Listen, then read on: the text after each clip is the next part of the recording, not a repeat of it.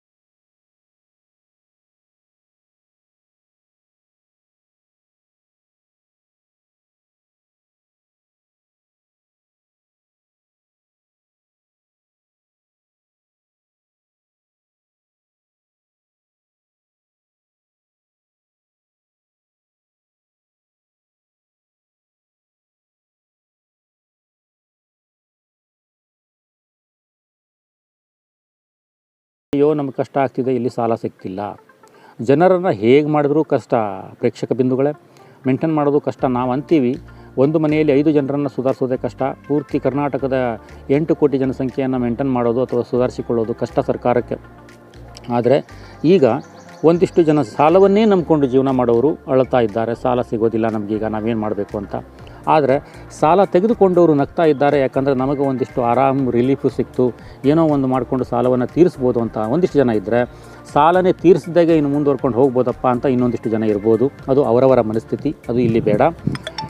ಇನ್ನು ಸಾಲ ಕೊಡುವವರ ಚಿಂತೆ ಏನಂತೇಳಂದರೆ, ನಾವು ಇಷ್ಟು ಜನರಿಗೆ ಕಂಪನಿಯಲ್ಲಿ ಇಟ್ಕೊಂಡಿದ್ದೀವಿ, ಒಂದಿಷ್ಟು ಅಗ್ರಿಮೆಂಟ್ ಮಾಡ್ಕೊಂಡು ಅವರಿಗೆ ನಾವು ಇಷ್ಟು ವರ್ಷ ಸಾಲ ನೌಕರಿ ಕೊಡ್ತೀವಿ ಅಂತ ಪಕ್ಕಾ ಮಾಡ್ಕೊಂಡಿದ್ದೀವಿ, ರೆಂಟಿಗೆ ಅಂತ ಒಂದಿಷ್ಟು ಅಲ್ಲಲ್ಲಿ ರೂಮ್ಗಳನ್ನು ತೊಗೊಂಡಿದ್ದೀವಿ, ಎಲ್ಲ ಕ್ಷೇತ್ರದಲ್ಲೂ ಒಂದೊಂದು ರೂಮ್ ಮಾಡಿದ್ದೀವಿ, ಕರೆಂಟ್ ಬಿಲ್ ಅಂತ ಮತ್ತೊಂದು 100 ಬರುತ್ತೆ. ಇದನ್ನೆಲ್ಲ ಕಟ್ಕೊಳ್ಳೋದು ನಾವು ಕೊಟ್ಟಂಥ ಸಾಲದಿಂದ ಬರುವಂಥ ಬಡ್ಡಿಯಿಂದಾನೆ ಅಂತ ನಾವು ಮಾಡ್ಕೊಂಡಿದ್ವಿ. ಆದರೆ ಈಗ ಸಾರಾಸಗಟು ಸರ್ಕಾರ ಬಂದು ಈ ಆದೇಶವನ್ನು ತೊಗೊಂಡು ಬಂದಿದೆ. ನಾವೇನು ಮಾಡೋಣಪ್ಪ, ರೈತರು ಸಾಲ ತೊಗೊಂಡವ್ರು ಸತ್ತು ಹೋಗ್ತಾರೆ ಅಂತ ಈ ಕಾನೂನು ತೊಗೊಂಡೋಗಿದ್ದಾರೆ, ಇನ್ನು ನಾವೇ ಸಾಯಬೇಕಾ ಅನ್ನುವಂಥ ಪರಿಸ್ಥಿತಿ ಅವರಿದ್ದಾರೆ. ಹಾಗಂತ ನಾನು ಹೇಳಿದೆ ಅಂತ ನೀವು ಸಾಯಲಿಕ್ಕೆ ಹೋಗಬೇಡಿ ಮೈಕ್ರೋ ಫೈನಾನ್ಸ್ನವ್ರು, ಯಾಕಂದರೆ ನಾವು ಮಾತಿಗೆ ಹೇಳಿರೋದು. ಅಂದರೆ ನೀವು ಈ ರೀತಿಯಲ್ಲಿ ಈಗ ಮನಸ್ಥಿತಿ ನಿಮಗೆ ಬಂದಿರ್ಬೋದು ಅಂತ ನಾನು ಹೇಳ್ತಾ ಇರೋದು.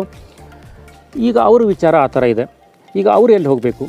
ಎಷ್ಟೋ ಕೋಟಿ ಹಣವನ್ನು ಇನ್ವೆಸ್ಟ್ ಮಾಡಿ ಬಿಸ್ನೆಸ್ಸನ್ನು ಏನೋ ಮಾಡ್ಕೋಬೇಕು ಅಂತ ಹೋದವರ ಪರಿಸ್ಥಿತಿ ಇವತ್ತು ಮುಳುಗು ಪರಿಸ್ಥಿತಿಯಲ್ಲಿ ಬಂದಿದೆ. ಇಲ್ಲಿ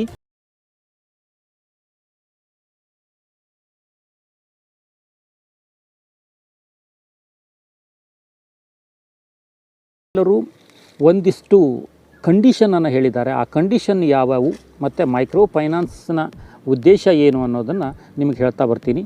ಹಾಗಾದರೆ ಇದನ್ನು ನಾನು ಕ್ಯಾಮ್ರಾದಲ್ಲಿ ನಾನು ಮಾತಾಡ್ತಾ ಹೇಳಿದ್ರೆ ನಿಮಗೆ ಅರ್ಥ ಆಗಲ್ಲ.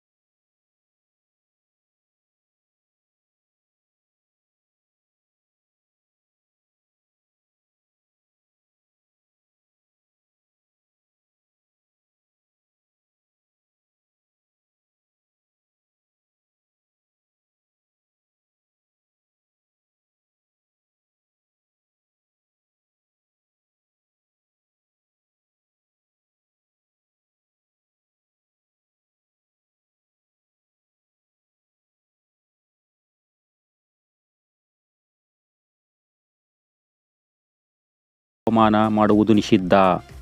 4ನೇದು ಬಲವಂತವಾಗಿ ಸ್ಥಿರಾಸ್ತಿ ದಾಖಲೆ ಕಸಿದು ದಬ್ಬಾಳಿಕೆ ದೌರ್ಜನ್ಯ ಎಸಗುವಂತಿಲ್ಲ. 5ನೇದು ಸಾಲ ವಸೂಲಾತಿಗಾಗಿ ಗುಂಡಾಗಳ ಬಳಕೆ, ಮನೆಗೆ ಭೇಟಿ ನೀಡುವುದು, ಬೆದರಿಕೆ ಹಾಕಿ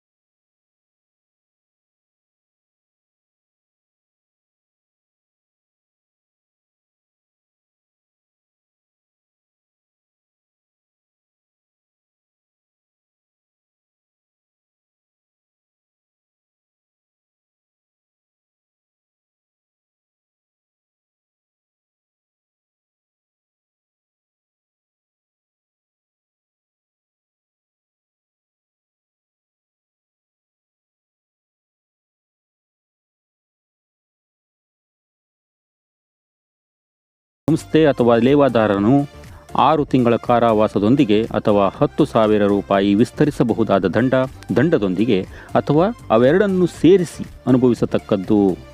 ಇನ್ನು ಕರ್ನಾಟಕದಲ್ಲಿ ಕೇವಲ 31 ಮೈಕ್ರೋಫೈನಾನ್ಸ್ ಕಂಪನಿಗಳು ಅಸ್ತಿತ್ವದಲ್ಲಿವೆ. ಈ 31 ಸಂಸ್ಥೆಗಳು association of Karnataka microfinance institute ಸದಸ್ಯತ್ವ ಪಡೆದಿವೆ. ರಾಜ್ಯದಲ್ಲಿ ಈ ಸಂಸ್ಥೆಗಳ 3,090 ಶಾಖೆಗಳಿದ್ದು 37,967 ಸಿಬ್ಬಂದಿಗಳು ಕೆಲಸ ನಿರ್ವಹಿಸುತ್ತಿದ್ದಾರೆ. 1,09,88,332 ಖಾತೆಗಳಲ್ಲಿ 59,367,76 ಕೋಟಿ ರೂಪಾಯಿ ಬಾಕಿ ಉಳಿದಿದೆ. ನಿಯಮಗಳನ್ನು ಪಾಲಿಸದ ಹಣಕಾಸು ಸಂಸ್ಥೆಗಳ ಬಗ್ಗೆ ಮೇಲ್ವಿಚಾರಣಾ ಸಂಸ್ಥೆಗಳ ಮೂಲಕ ಭಾರತೀಯ ರಿಸರ್ವ್ ಬ್ಯಾಂಕಿನ ವರದಿ ನೀಡಲಾಗುತ್ತದೆ ಮತ್ತು RBI ಒಪ್ಪಿಗೆಯೊಂದಿಗೆ ಸೂಕ್ತ ಶಿಸ್ತಿನ ಕ್ರಮ ಕೈಗೊಳ್ಳಲಾಗುತ್ತದೆ. ಬಡಜನರ ಅವಶ್ಯಕತೆಯನ್ನು ಬಂಡವಾಳ ಮಾಡಿಕೊಳ್ಳುವ ಕೆಲವು ವ್ಯಕ್ತಿಗಳು, ಅನಧಿಕೃತ ಲೇವಾದಾರರು ಜನರ ತುರ್ತು ಅವಶ್ಯಕತೆಗಳಿಗೆ ಹಣ ನೀಡಿ ಹೆಚ್ಚು ಬಡ್ಡಿ ವಿಧಿಸಿ ಶೋಷಣೆ ಮಾಡುತ್ತಿದ್ದಾರೆ. ಇಂತಹ ವ್ಯಕ್ತಿಗಳು ಅಥವಾ ಸಂಸ್ಥೆಗಳ ವಿರುದ್ಧ ಸಾರ್ವಜನಿಕರು ಸಹಾಯವಾಣಿ ಸಂಖ್ಯೆಗಳಿಗೆ ದೂರು ನೀಡಬಹುದು. ಭಾರತೀಯ ರಿಸರ್ವ್ ಬ್ಯಾಂಕ್ ಸಹಾಯವಾಣಿ ಸಂಖ್ಯೆ 14 ರಾಜ್ಯ ಸರ್ಕಾರದ ಸಹಾಯವಾಣಿ ಸಂಖ್ಯೆ 112 ಅಥವಾ 1902ಕ್ಕೆ ಕಾಲ್ ಮಾಡಿ ತಮ್ಮ ಕಷ್ಟವನ್ನು ಹೇಳ್ಕೊಳ್ಬೋದು. ಪ್ರೇಕ್ಷಕ ಬಿಂದುಗಳೇ, ನೋಡಿದ್ರಲ್ಲ, ಈ ರೀತಿಯ ಎಲ್ಲ ಆದೇಶಗಳು ಇದ್ದಾವೆ. ಹಾಗಾದರೆ ಕೊಟ್ಟವು ಕೊಡಂಗಿ ತೆಗೊಂಡವನು ಇರ್ಭದ್ರ ಅನ್ನುವ ಒಂದು ಗಾದೆ ಮಾತಿನ ಲೆಕ್ಕದಲ್ಲಿ ಈಗ ಕೊಟ್ಟವನು ಕೋಡಂಗಿ ಆದ, ತಗೊಂಡವನು ವೀರಭದ್ರಾಗಿ ಕೂತ್ಕೊಂಡಂಗೆ ಆಗಿದೆ ಮೇಲ್ಮಾತಿಗೆ. 2 ಲಕ್ಷಕ್ಕಿಂತ ಮೇಲ್ಪಟ್ಟಕ್ಕೆ ಎಲ್ಲಿ ಕಂಗಗಳಲ್ಲಿ ಸಾಲ ಸಿಗ್ತಾ ಇಲ್ಲ. ಒಂದಿಷ್ಟು ಒತ್ತಡವನ್ನು ಹಾಕ್ತಾಯಿದ್ರು, ನೀವು ಅದನ್ನು ತಗೊಳ್ಳಿ, ಇದನ್ನು ತಗೊಳ್ಳಿ, ಆ ಫೈನಾನ್ಸ್ ಮಾಡಿ, ಇದನ್ನು ಮಾಡಿ, ಹಾಗೆ ಹೀಗೆ ಅಂತ ಅದನ್ನು ಒಂದಿಷ್ಟು ಕಡಿವಾಣವನ್ನು ಬೀಳ್ತಾವೆ. ಆದರೆ ಸರ್ಕಾರ ಮಾಡಿರುವ ಈ